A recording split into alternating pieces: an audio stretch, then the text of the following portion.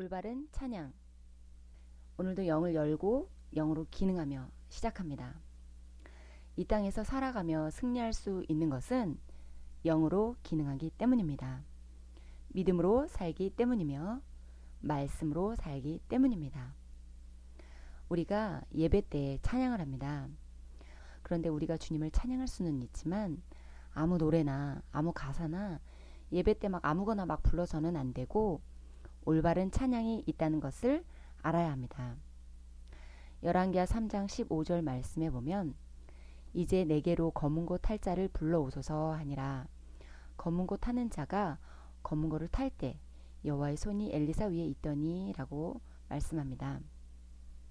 이 부분에서 이제 알 수 있듯이 찬양에는 정말 놀라운 능력이 있습니다. 주님의 임재가 나타나며 말씀이 실제가 되게 실행하는 그 기회를 천사에게나 성령의 역사에 드릴 수 있는 하나님의 임재가 함께하는 것이 바로 올바른 찬양입니다. 주님을 예배하는 것은 매우 중요합니다. 예배를 통해 당신은 당신 안에 그리고 그 주변에 기적의 분위기를 마련하고 하나님의 영이 운행하시도록 바른 환경을 만들어낼 수 있습니다. 찬양이나 성경 말씀으로 그렇게 만들 수도 있습니다. 즉 예배 중에 찬양을 하거나 말씀을 선포할 때 그야말로 하나님의 임재가 당신의 상황을 압도해서 기적을 낳는단 말입니다. 그것이 우리가 주님께 곡을 지어드리는 몇 가지 이유 중에 하나입니다.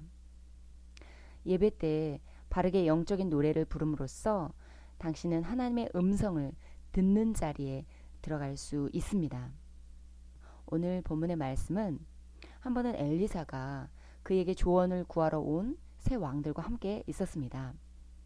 그러나 엘리사는 그들 중에 한 명인 이스라엘 왕에게 기분이 몹시 상해 있었기 때문에 화가 난 채로 그 왕에게 대답해서 기름 부음 아래서 지금 사역할 수 없는 상태였습니다. 그런데 왕들은 엘리사로부터 하나님의 말씀을 받기 위해 왔지만 그는 순조롭게 예언을 할 수 없었던 것입니다. 그래서 그가 무엇을 했을까요? 그는 검은 고 탈 자를 불러오소서라고 말했습니다. 성경은 검은 고 타는 사람, 즉 음악가가 연주했을 때 주의 영이 엘리사에게 임해서 그가 예언하기 시작했다고 말씀합니다. 우리가 하나님을 찬양하고 바르게 경배하는 것은 매우 중요한 것입니다. 만일 당신이 그리스도인이 된 지 오래되었는데도 아직까지 한 번도 주님이 당신에게 말씀하시는 것을 들어본 적이 없이 그냥 교회만 왔다 갔다 했다면 이것이 바로 잃어버린 고리일지도 모릅니다. 당신이 해야 할 몫이 반드시 있습니다. 당신은 하나님의 음성을 듣는 자리로 들어가야 합니다. 당신은 그분의 임재 안에서 뻣뻣하거나 막 나른하거나 따분해 하거나 활기차지 않게 축 늘어져 있지 말고 아주 자유로워야 합니다.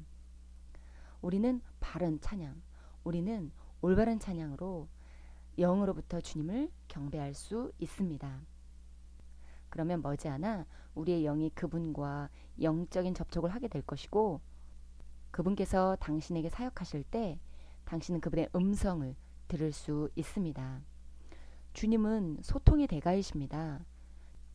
주님은 우리에게 항상 말씀하시기 원하시고 그 말씀을 듣는 자리로 가는 것은 우리 자신이 가야 하는 것입니다. 그분이 말씀을 안 하시는 것이 아니라 우리가 바로 그 자리로 가야 합니다.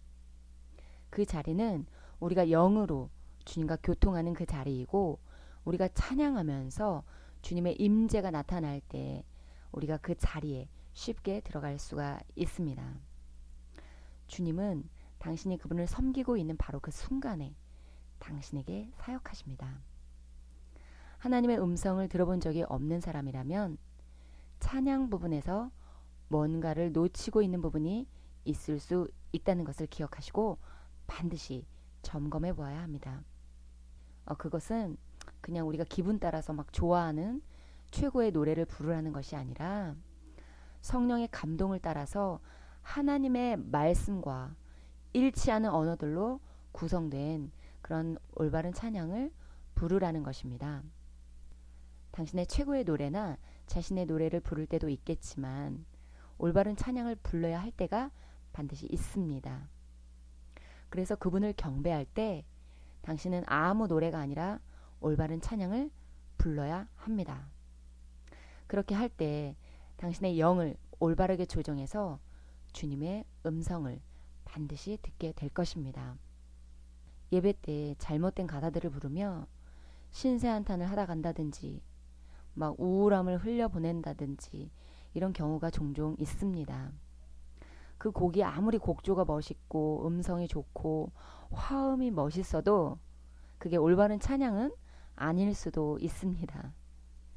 올바른 찬양은 영을 바로 조정해서 하나님의 음성을 듣게 되도록 그 자리에 갈 수 있어야만 합니다.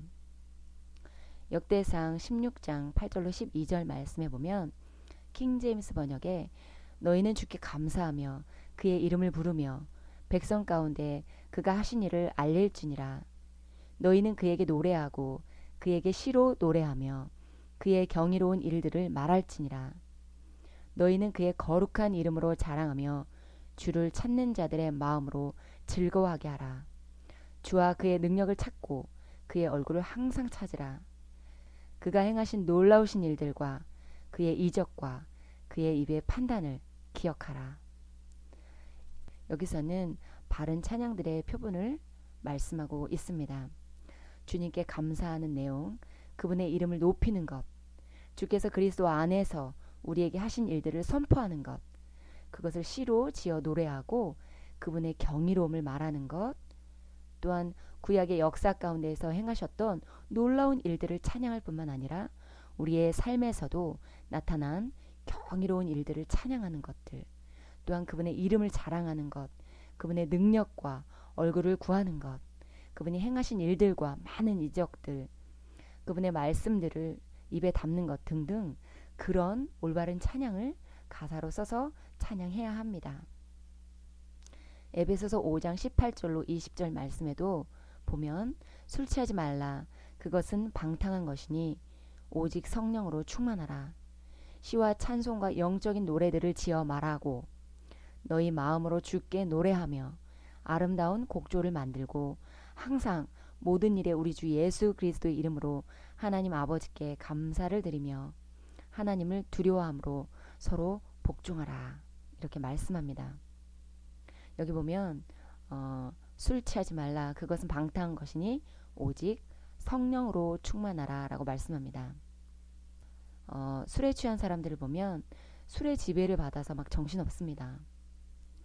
그런 거와 마찬가지로 성령 충만함으로 완전히 성령의 지배를 받아서 우리의 감각적인 영역이 살아 움직이는 것이 아니라 영적인 영역인 말씀에 지배되어서 마치 성령 충만한 자로 술 취한 듯이 하나님 말씀대로 기능할 수 있겠습니다.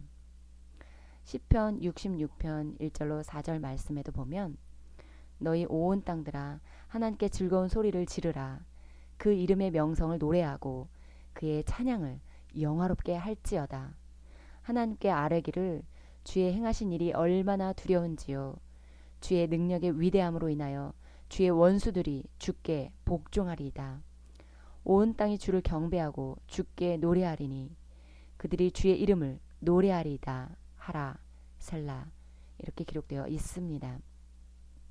여기서도 마찬가지로 그분이 하신 일들과 그분의 영화로움을 찬양하고 그분의 능력의 대단하심, 또한 원수가 얼마나 힘없는 존재인지, 하나님의 능력이 얼마나 강건하신지, 능력이 있으신지 그분을 최고로 경배하고 그분의 이름이 높여짐이 마땅하다는 그런 고백을 해야 합니다. 그리스도 안에 하신 모든 일들에 대해 감사하고 왜 우리가 감사할 수밖에 없는지 그것을 표현해야 합니다.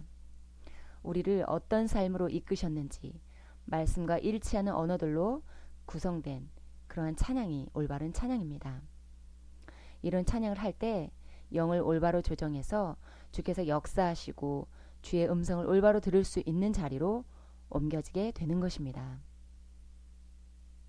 사랑하는 아버지, 시와 찬송과 신령한 노래들로 아버지의 말씀을 선포하고 제 심령으로 아버지께 노래할 때 저의 영은 성령님으로부터 오는 신성한 계시와 조언, 지도와 안내에 맞춰집니다. 제 삶 가운데 역사하시는 성령님의 사역에 감사드립니다. 예수님의 이름으로 기도합니다. 아멘. 우리가 올바른 찬양을 할 때 올바르고 정확한 주의 뜻과 계획과 목적과 시간을 따라 움직이도록 우리가 조정되는 축복된 시간이 됩니다.